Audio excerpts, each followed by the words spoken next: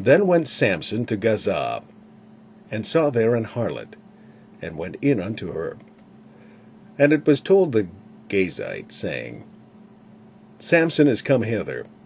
And they compassed him in, and laid wait for him all night in the gate of the city, and were quiet all the night, saying, In the morning, when it is day, we shall kill him. And Samson lay till midnight, and arose at midnight, and took the doors of the gate of the city, and the two posts, and went away with them, bar and all, and put them upon his shoulders, and carried them up to the top of an hill that is before Hebron. And it came to pass afterward, that he loved a woman in the valley of Sorek, whose name was Delilah.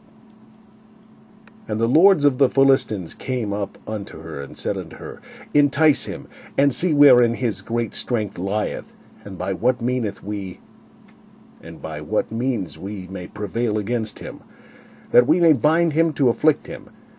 And we will give thee every one of us 1,100 pieces of silver.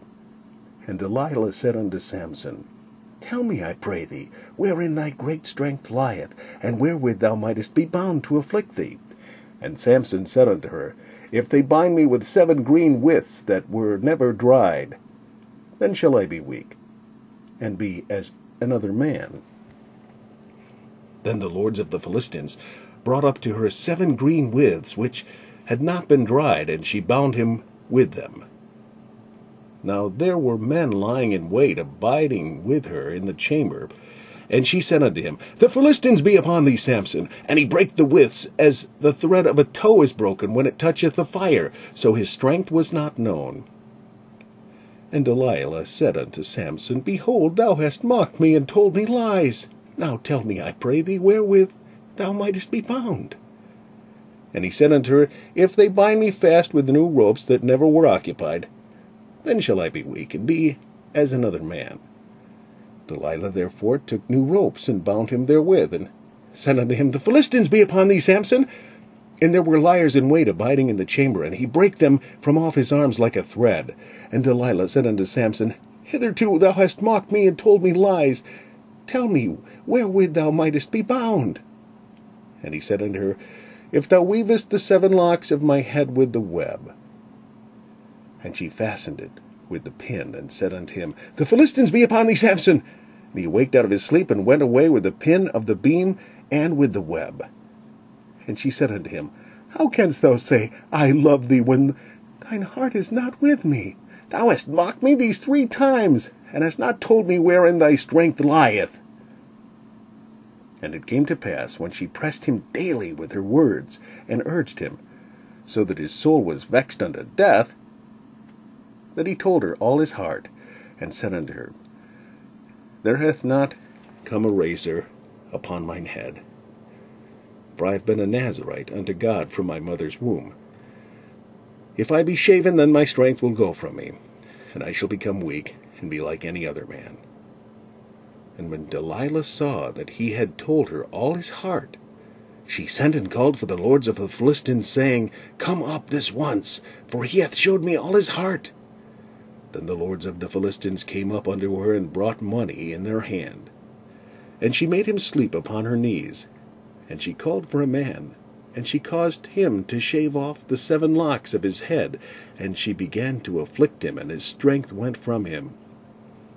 And she said, The Philistines be upon thee, Samson. And he woke out of his sleep, and said, I will go out as at other times before, and shake myself. And he wist not that the Lord was departed from him. But the Philistines took him, and put out his eyes, and brought him down to Gaza, and bound him with fetters of brass, and he did grind in the prison house.